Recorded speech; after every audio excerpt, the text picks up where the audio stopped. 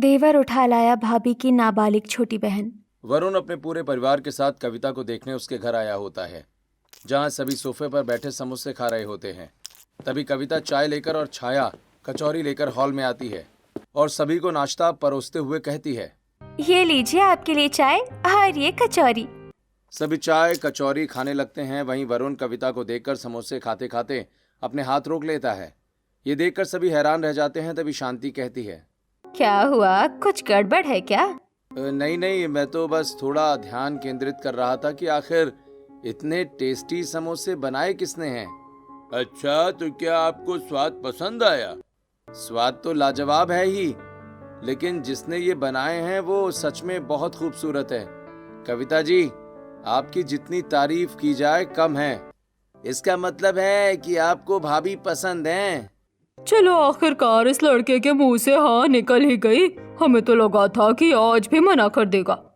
अरे रुकिए रुकिए, लड़के को लड़की पसंद आ गई ये तो ठीक है, लेकिन लड़की से भी तो पूछो कि उसे लड़का पसंद है कि नहीं। तू चुप रह छाया, कितना बोलती है बड़ों के बीच में। चुपचाप अंदर जा और चाय के बर्तन समेट। अरे मम्मी, इसे बोलने दो ना। छाया तो हमेशा ऐसे ही शरारतें करती है। वैसे मुझे भी वरुण बहुत पसंद है। जब सब राजी है तो फिर देरी किस बात की। अब तो बस शादी की तारीख निकालनी है और जश्न शुरू करना है। शांति के बातों से दोनों परिवार हंसने लगते हैं और फिर कुछ देर के बाद बातचीत करने के बाद वरुण और उसके परिवार वाले विदा लेकर अपने घर चले आते हैं। ऐसे ही कुछ दिन बीतते हैं। शादी की तारीख निकलती है। दोनों परिवार वाले शादी की तैयारी में जुट जाते हैं और फिर एक दिन, मालती, सारा सामान पैक हो गया? शगुन के गहने और कपड़े एक बार चेक कर लो, हमें कोई कमी नहीं छोड़नी है। हाँ जी, सब तैयार है। मैंने खुद अपने हाथों से सारा सामान रखा है। माँ, क्या मैं रामलाल अंकल को फोन लगा लूं? हमें निकलना चाहिए, वो लोग हमारा इंतजार कर रहे होंगे। हाँ, फोन लगा लो, कह दो कि हम शगुन लेकर निकल रहे हैं। जिसके बाद बादल रामलाल को फोन कर उन्हें शगुन लेकर आने की खबर देता है। वहीं दूसरी तरफ छाया के घर में भी शादी की पूरी तैयारियां चल रही होती हैं। हॉल में सुंदर सजावट की गई थी, जहां तरह तरह के पकवान भी रखे हुए थे। वहीं छाया हॉल में रखे एक सोफे के पास खड़ी होकर कुछ अजीब हरकतें कर रही थी कि तभी कविता उसे कहती है, छाया, तू सोफे के पीछे क्या कर रही है और ये पीठ घुमाकर क्या छिपा रही है? मुझे कुछ गड़बड़ लग रहा है। कुछ नहीं दीदी, बस ऐसे ही देख रही थी कि सोफा मजबूत तो है ना, जीजा जी अच्छे से बैठ तो पाएंगे ना। तू ज्यादा दिमाग मत चला, चुपचाप जाकर रसोई में हाथ बटा। मम्मी अकेले परेशान हो रही है और मेहमान भी आने वाले हैं। छाया हंसते हुए रसोई में चली जाती है और शरबत बनाते हुए चुपके से मिर्ची का डिब्बा उठाती है और पानी के गिलास में मिलाने लगती है। तभी शांति किचन में आकर, छाया, ये तू क्या कर रही है? मम्मी वो कुछ नहीं, मैं तो बस शरबत बना रही थी। शरबत? मिर्ची का शरबत? नहीं मम्मी, मिर्ची का नहीं, वो मौसम्बी का शरबत है। वो थोड़ा लाल रंग डाल दिया था ताकि अच्छा दिखे। ठीक है, जो भी करना है जल्दी कर, तेरे होने वाले जीजा अपनी फैमिली के साथ आते ही होंगे। ऐसे ही थोड़ी देर के बाद बादल का पूरा परिवार छाया के घर पहुंचता है। रामलाल और शांति सबका स्वागत करते हैं। फिर सभी लोग हॉल में सोफे पर बैठ जाते हैं और बादल उसी सिंगल सोफे की तरफ बढ़ रहा होता है जिस पर छाया ने कुछ किया था। तभी छाया बादल को रोकते हुए कहती है, रुकिए बादल जी, रुकिए, आप इस सोफे पर नहीं बैठ सकते। ये आपके लिए नहीं है, ये तो मेरे जीजा जी के लिए है। अरे छाया, बैठने देना उसे। ये क्या लगा रखा है, इसका सोफा उसका सोफा? मेहमान है वो हमारे, तमीज से बात कर। नहीं पापा, इस सोफे पर सिर्फ जीजा जी ही बैठेंगे। बादल जी आप कहीं और बैठ जाइए। दामाद जी, आप ही बैठ जाइए, नहीं तो ये लड़की किसी को बैठने नहीं देगी। इसका बचपन तो अभी तक नहीं गया है। जिसके बाद वरुण आकर मुस्कुराते हुए उस सोफे पर बैठ जाता है। वहीं छाया की धड़कनें तेज हो जाती हैं। उसे लगा था कि सोफा टूट जाएगा, लेकिन वरुण को कुछ नहीं होता। वरुण आराम से बैठा रहता है। तभी छाया मन ही मन सोचती है, ये सोफा टूटा क्यों नहीं? मैंने तो इसकी कीलें ढीली कर दी थी। छाया, अब खड़ी खड़ी क्या सोच रही है? मेहमानों के लिए शरबत लेकर आ, सबको प्यास लगी होगी। हाँ दीदी, अभी लाई। सोफे से बच गए जीजा जी, पर मेरे मिर्ची वाले शरबत से कैसे बचोगे? जिसके बाद छाया रसोई में जाकर शरबत के गिलास लेकर आती है और सबसे पहले वरुण के पास जाकर उसे शरबत देती है। तभी शांति कहती है, अरे छाया, तेरे होने वाले जीजू के मम्मी पापा भी बैठे हैं, पहले उन्हें तो पूछ। मम्मी, मैं साली हूँ ना, तो मेरा रिश्ता पहले जीजू से है, इसलिए पहला हक उनका बनता है। तभी बादल बीच में आकर शरबत का गिलास उठाते हुए कहता है, अरे भैया की होने वाली साली साहिबा, आपने मुझे सोफे पर तो बैठने नहीं दिया, लेकिन ये शरबत तो मैं ही पीऊंगा। अरे रुकिए, ये शरबत आपके लिए नहीं, मेरा मतलब है। बादल बिना सुने एक ही सांस में पूरा शरबत गटक जाता है और जैसे ही शरबत उसके गले से नीचे उतरता है, बादल का चेहरा टमाटर की तरह लाल हो जाता है। उसकी आंखों से पानी और माथे से पसीना बहने लगता है। तभी वो परेशान होते हुए कहता है, उफ, ये ये क्या है? पानी पानी दो मुझे। और ये शरबत है या खौलता हुआ लावा? इसने तो मेरी जान निकाल दी। पानी। अरे मैंने तो कहा था ये आपके लिए नहीं, वरुण जीजा जी के लिए था। आपने सुना ही नहीं और पी गए। छाया, तूने ये क्या किया? तूने शरबत में मिर्च मिलाई थी। वहीं शांति तुरंत पानी लाकर बादल को दे देती है और बादल हड़बड़ाते हुए पूरा पानी पी लेता है। तभी रामलाल गुस्से में छाया का हाथ पकड़कर उसे खींचते हुए अंदर के कमरे में ले जाता है और गुस्सा होते हुए कहता है, मैंने तुझे मना किया था ना कि कोई शरारत मत करना। आज तूने सारी हदें पार कर दी। क्या तू ये रिश्ता तोड़ कर ही मानेगी? पापा मैं तो बस थोड़ा मजाक कर रही थी। मुझे क्या पता था कि बादल जी वो खुद ही पी जाएंगे। मैं तो वरुण जीजा जी को पिलाना चाहती थी। चुप एकदम। अगर आज ये रिश्ता टूटा तो मैं तेरा मुंह नहीं देखूंगा। चुपचाप यहीं बैठी रहे, बाहर मत आना। वहीं हॉल में बादल अब थोड़ा ठीक महसूस कर रहा होता है तो वरुण की तरफ देखकर अपना गला सहलाते हुए कहता है, भैया देख लो, आपकी साली बहुत खतरनाक है। उसने मेरी हालत खराब कर दी। शादी के बाद न जाने आपका क्या होगा। छोटे, तुझे इतना भी नहीं पता कि वो शरबत मेरे लिए था। अच्छा, तो वो आपके लिए था? हाँ, और तुझे सोफे पर बैठना था ना। अब मैं तुझे बैठाता हूँ। इस सोफे पर बैठ। वरुण खड़ा होता है और बादल को उस सिंगल सोफे पर बैठा देता है। जैसे ही बादल का वजन सोफे पर पड़ता है, सोफा कड़क की आवाज के साथ टूट जाता है और बादल जमीन पर गिर जाता है। आउच! मेरी कमर! ये सोफा भी टूटा हुआ था। भैया आपने जानबूझकर मुझे यहाँ बिठाया ना। ये सोफे का सारा इंतजाम मेरे लिए ही था। हाँ, लेकिन तेरी फूटी किस्मत है कि मेरे बैठने पर नहीं टूटा और तेरे बैठने पर टूट गया। बादल उठकर खड़ा होता है। तभी रामलाल वहां आ जाता है और कहता है, अरे बादल बेटा, चोट तो नहीं लगी?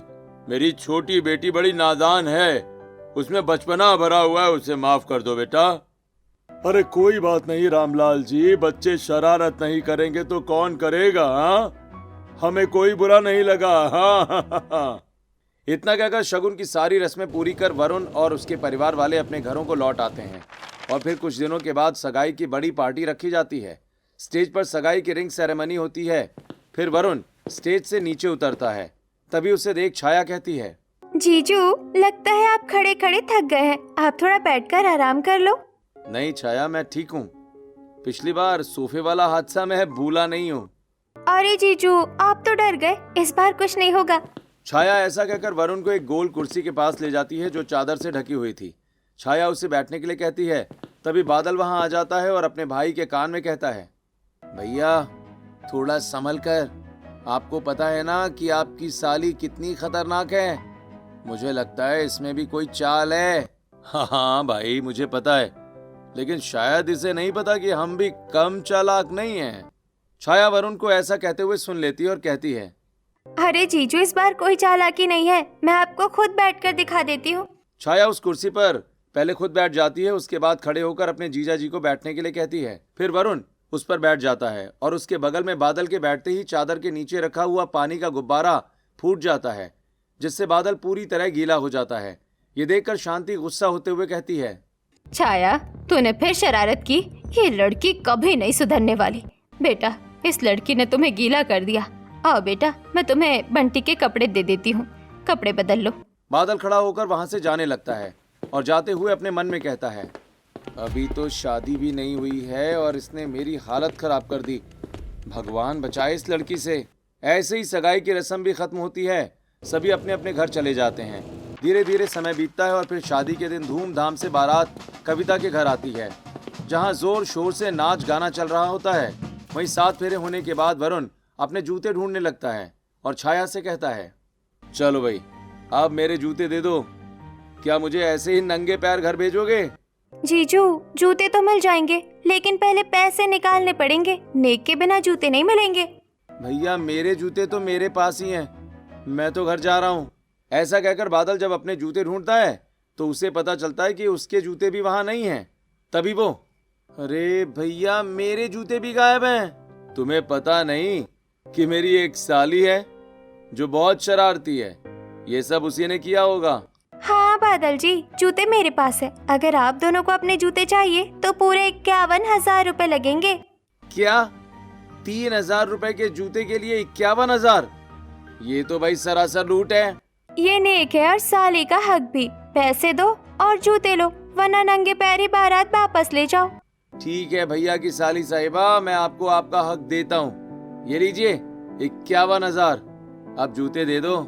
छाया पैसे लेकर खुशी खुशी जूते दे देती है। फिर बादल और वरुण जूते पहनते हैं और मन ही मन सोचते हैं, बहुत होशियार बन रही थी। नोट लेने से पहले देखा ही नहीं कि ये असली है नकली। अब मजा आएगा। इधर छाया दौड़ते हुए अपने मम्मी पापा के पास आकर खड़ी हो जाती है और मन ही मन सोचती है, कितना आसान है दीदी के देवर को बेवकूफ बनाना। वो जूते तो पहने, फिर उन्हें समझ आएगा।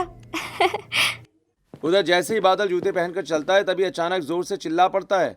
उसके पैर में तेज दर्द होने लगता है। आउच! अरे मार डाला! आह! क्या हुआ देवर जी, आप चीखे क्यों? मुझे ऐसा लग रहा है जैसे जूते में कुछ है और मुझे काट रहा है। बादल जैसे ही जूता उतारता है उसके अंदर एक बड़ा सा कीड़ा निकलता है। छाया ने जूतों में जानबूझकर कीड़ा डाल दिया था। सब लोग ये देखकर हैरान रह जाते हैं। छाया, ये तूने क्या किया? तू सच में कभी नहीं सुधरेगी।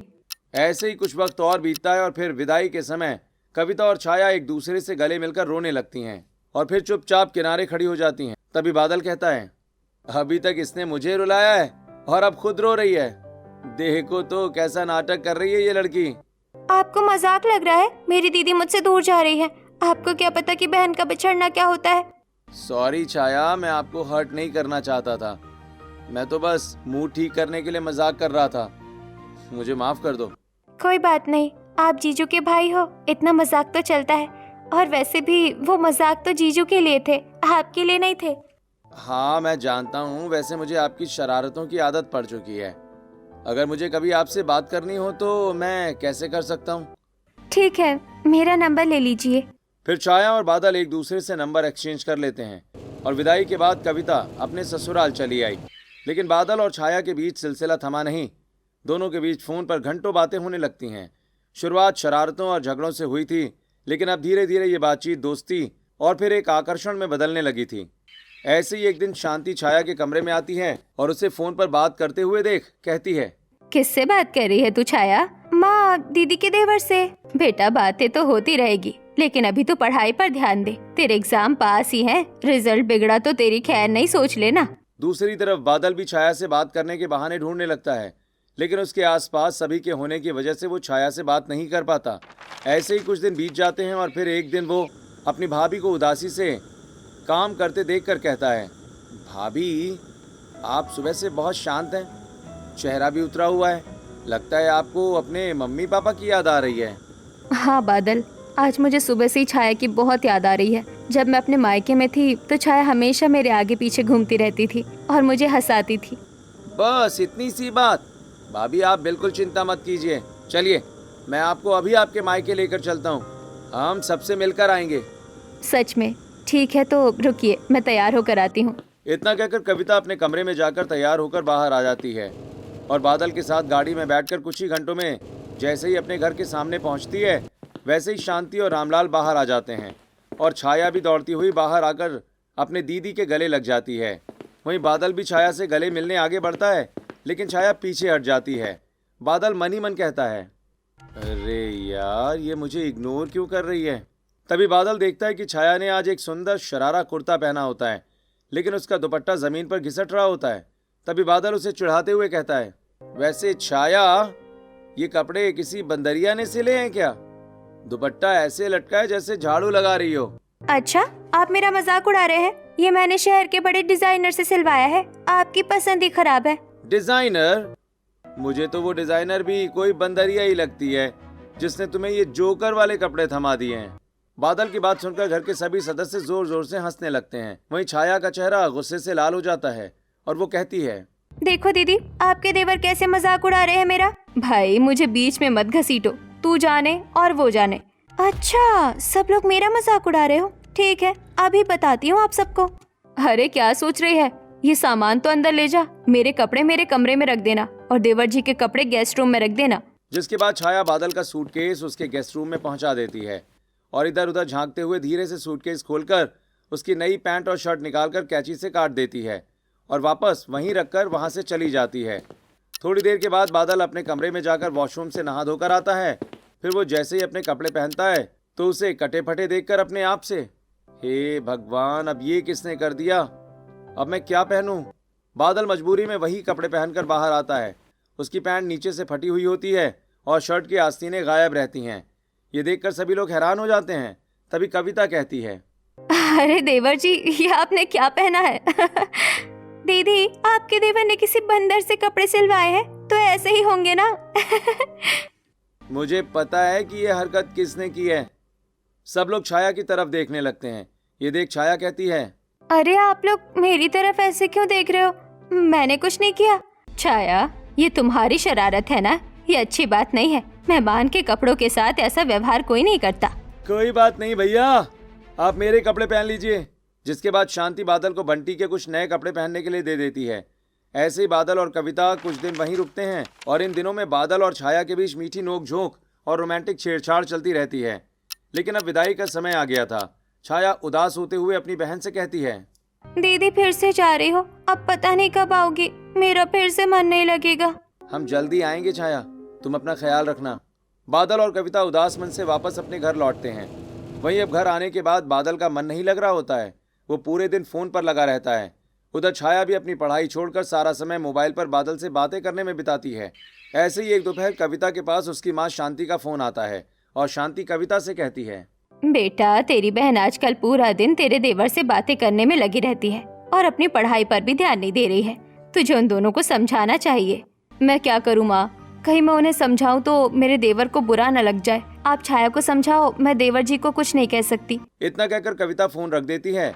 ऐसे ही कुछ समय बीतता है और एक दिन शांति कविता को फोन लगाकर घबराते हुए कहती है, कविता, कविता बेटा जल्दी अस्पताल आ जा, बहुत अनर्थ हो गया है, छाया ने अपनी नस काट ली है। क्या माही, आप क्या कह रही है, छाया ने ऐसा क्यों किया, हम अभी आ रहे हैं। क्या हुआ भाभी, आप इतनी जोर से क्यों चिल्लाई।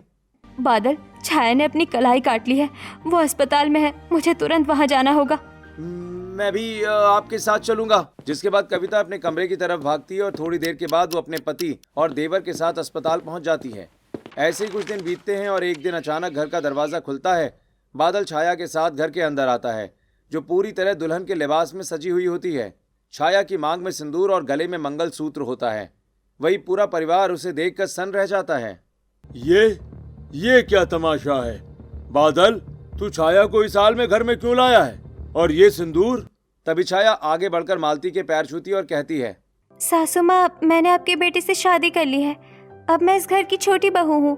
छाया, तू क्या बकवास कर रही है, तू अभी नाबालिग है, तेरी पढ़ाई बाकी है, ये तूने क्या किया। उसी समय छाया का भाई और पिता बादल को पीटने के लिए वहां आ जाते हैं। तभी बंटी कहता है, देखा दीदी, इतने दिनों से तेरा देवर तेरी बहन के साथ चक्कर चला रहा था। माँ ने तुझे समझाया भी था, लेकिन तुझे समझ नहीं आई। अब देख क्या हो गया। बंटी, मुझे नहीं पता था कि बात यहाँ तक पहुँच जाएगी। मुझे लगता था कि बात सिर्फ मस्ती मजाक तक ही सीमित है। चुप कर, तू कोई दूध पीती बच्ची नहीं है। तूने ही अपने देवर को उकसाया होगा ताकि तेरी बहन इस घर में आ सके। हाँ, मुझे भी यही लगता है। जरूर इसमें कविता की भी मर्जी शामिल है। मुझे तुझसे ये उम्मीद नहीं थी कविता। सासू माँ, दीदी को मत डांटो, इसमें उनकी कोई गलती नहीं है। छाया की बात सुनकर कविता छाया को एक थप्पड़ मारते हुए कहती है, चुप हो जा। तूने ये जो किया है इसका जिम्मेदार सब मुझे ही ठहरा रहे हैं। आखिर तेरी ऐसी भी क्या मजबूरी थी कि तूने मुझे भी नहीं बताया और मेरे देवर से शादी कर ली, वो भी इस तरह। इतना कहकर कविता बादल की तरफ मुड़ती है और कहती है, देवर जी, मेरी बहन तो अभी छोटी है, नाबालिग है, लेकिन आपको तो समझ है। आपको इस तरह से उससे शादी नहीं करनी चाहिए थी। क्यों किया आपने ऐसा। क्या हुआ बादल, तू जवाब क्यों नहीं दे रहा है, तुझे सांप सूंघ गया है क्या। माँ अब ये कुछ नहीं बोलेगा, बोलेगी पुलिस। पुलिस को फोन करो पिताजी। अब नाबालिग लड़की से शादी करने के जुर्म में इसे जेल होगी, तब इसे समझ आएगा। रुक जाओ बंटी, ये करके तुम हमारे घर की इज्जत के साथ साथ अपने घर की इज्जत भी खराब करोगे। मेरी बात समझने की कोशिश करो। इतना बड़ा कांड हो गया और तू चाहती है कि हम चुपचाप बैठे रहें। इतना सब कुछ होने के बाद भी तो अपने देवर का ही साथ दे रही है। नहीं माँ, मैं अपने देवर का साथ नहीं दे रही हूँ, बल्कि आप सबको आईना बता रही हूँ।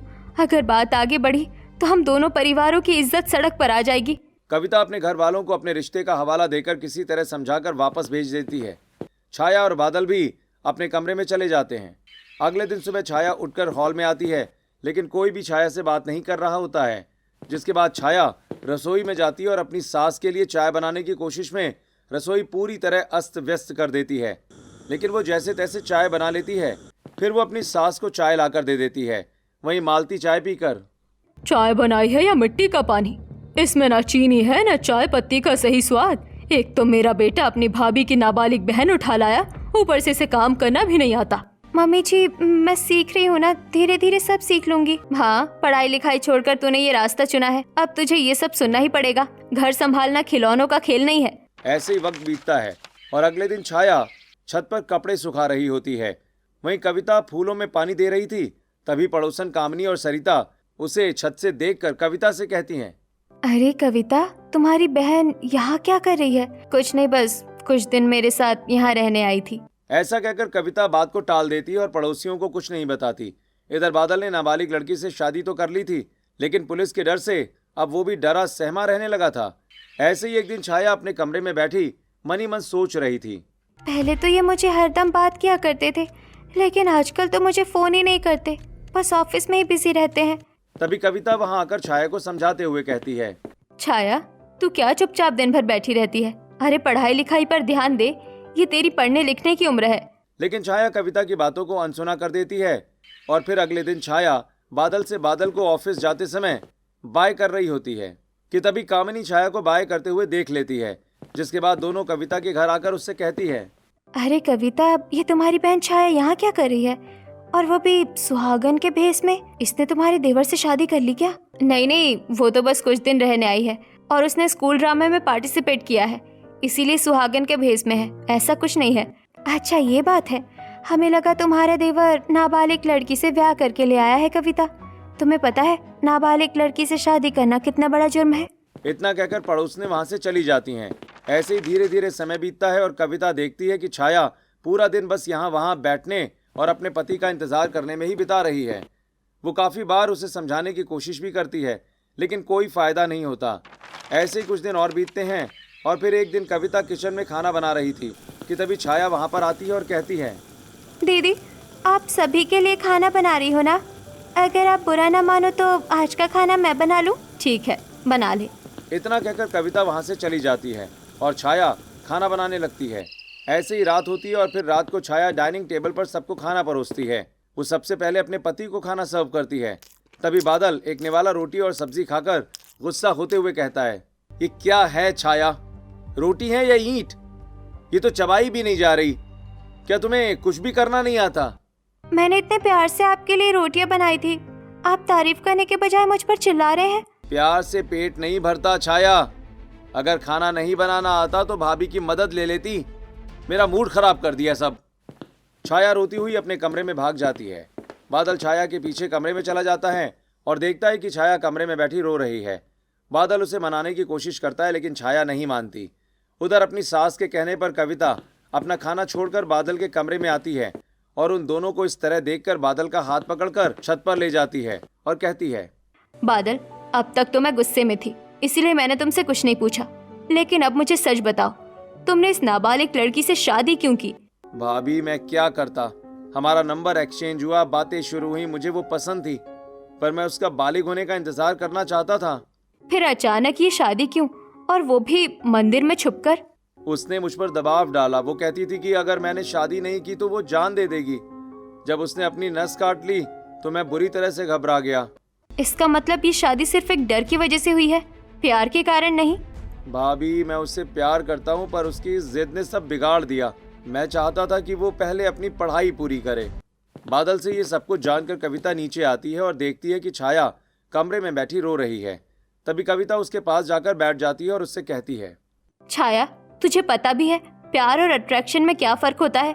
तूने एक जिद के चक्कर में अपना पूरा करियर दांव पर लगा दिया। दीदी आप फिर से ज्ञान देने लगी। शादी तो करनी ही थी, पढ़ लिख कर मैं क्या उखाड़ लेती? आपने भी तो पढ़ाई की, आप क्या कर रही है? मैं घर संभाल रही हूँ छाया, और ये कोई छोटा काम नहीं है। वो तो मैं भी कर सकती हूँ, इसमें क्या बड़ी बात है? मैं इसे समझा रही हूँ और ये उल्टा मुझे जवाब दे रही है। अब मैं इसे बताती हूँ कि इसमें क्या बड़ी बात है। अगले कुछ दिन कविता छाया को घर के काम सिखाती है, झाड़ू पोछा, भारी कपड़े धोना और पूरे परिवार का खाना बनाना।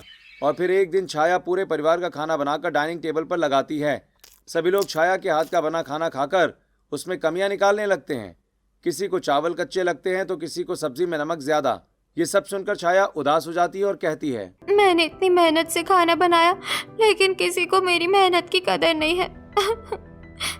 यही वो जिंदगी है छाया जिसे तूने चुना है। अब रोने से क्या फायदा? ये सब तो तुझे करना ही पड़ेगा। छाया कविता की बात सुनकर चुप हो जाती है। ऐसे ही कुछ दिन बीतते हैं और अब पड़ोसी भी छुपकर छाया पर नजर रखने लगे थे, क्योंकि उन्हें शक हो चुका था कि छाया इस घर की बहू बनकर आई है। ऐसे ही समय बीत रहा था और फिर एक दिन घर में छाया अकेली थी। तभी मौका पाकर कामिनी और सरिता छाया के पास आकर बातें करने लगती हैं। वैसे छाया एक बात बताओ, तुमने अपनी बहन के देवर से शादी कर ली है ना? हाँ, मुझे वो पसंद है, मैंने जिद करके उनसे शादी कर ली।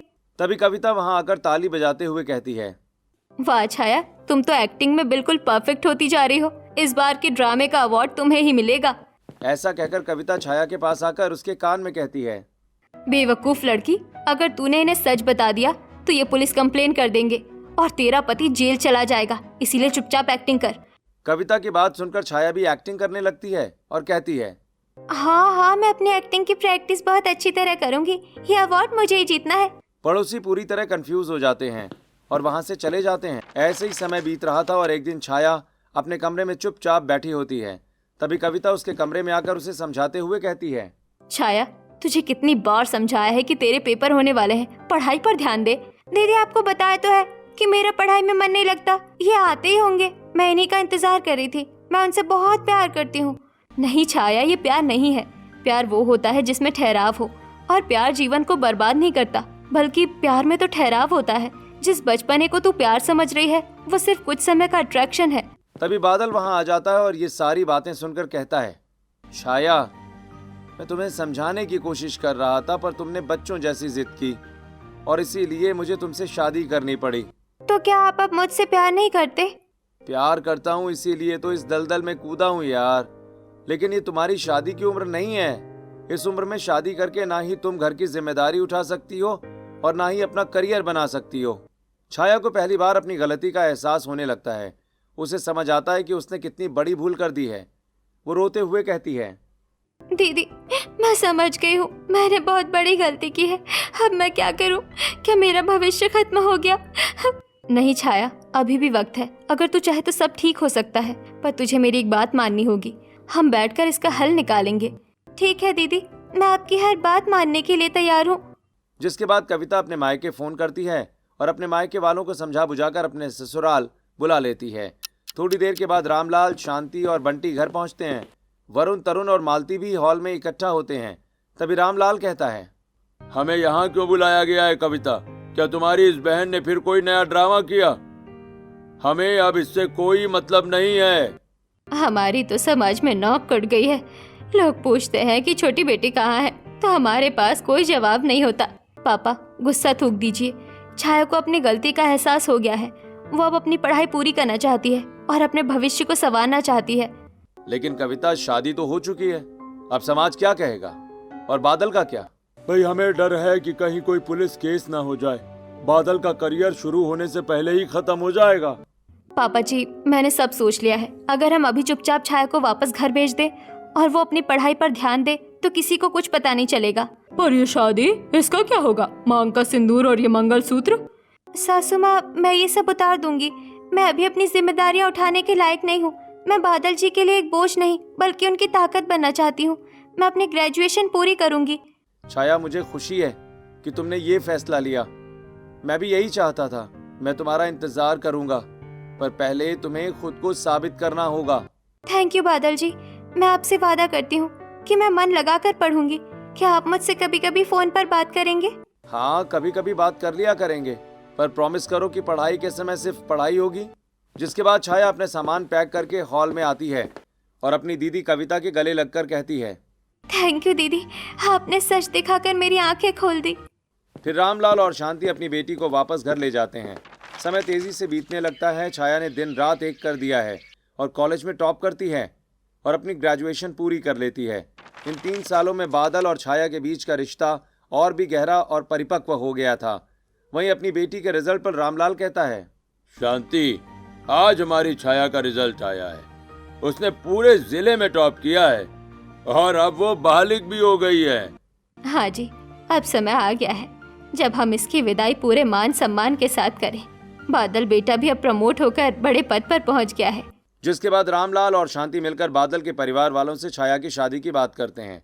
ऐसे ही उनके बीच दिन तय होता है और शादी वाले दिन छाया दुल्हन के लिबास में तैयार, उसके चेहरे पर आत्मविश्वास साफ साफ झलक रहा होता है। वहीं धूमधाम से बादल अपनी बारात लेकर छाया के घर पहुंचता है, जहां उनकी शादी होती है और फिर छाया विदा होकर वापस अपने ससुराल आ जाती है।